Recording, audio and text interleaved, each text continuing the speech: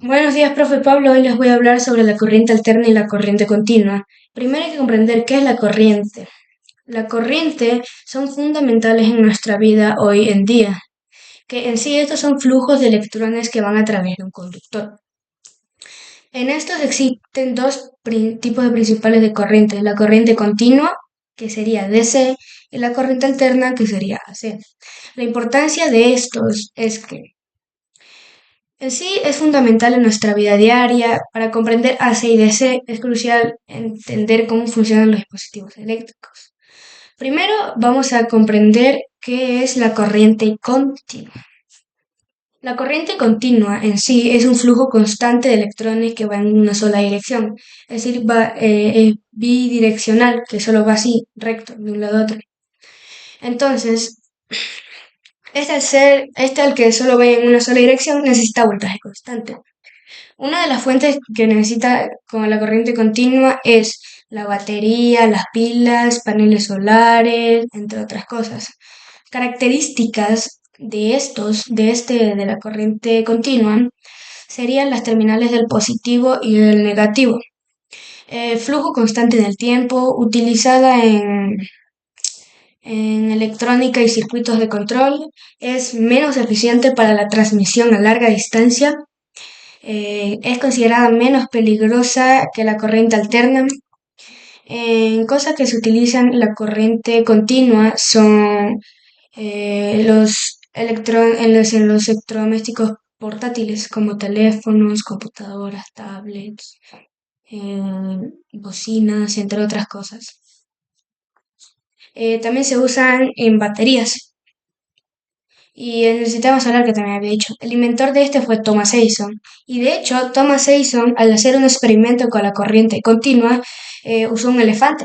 Y ahí fue la primera vez filmando a un animal muriéndose, que le puso la corriente continua y el elefante, al no resistir tanta electricidad, se murió así. Ahora vamos con la corriente alterna. Aparte, Thomas Edison hizo la bobina, que es el que tú tenías que ir girando y girando y girando para que salga la luz. Ahora sí, corriente alterna. La corriente alterna es un flujo de electrones que va cambiando de dirección. Es decir, va como en zigzag, va de arriba abajo, va como en curvas así. Por eso, el voltaje alterna formando una onda sinusoidal. La frecuencia del ciclo por segundo es de 50 Hz o 60 Hz. Fuentes de este serían las centrales eléctricas, como las hidroeléctricas, térmicas, nucleares y cosas así, ¿no? Características de el voltaje es fácilmente transformable, es decir, por lo que va subiendo y bajando, aumenta o disminuye. Este sí es eficiente para largas distancias. Es utilizada en la red eléctrica doméstica e industrial.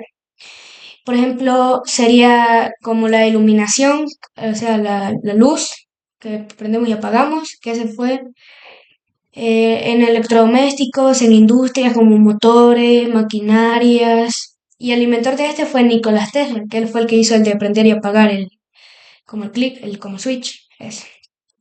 Ahora vamos con las diferencias entre la corriente alterna y la corriente continua.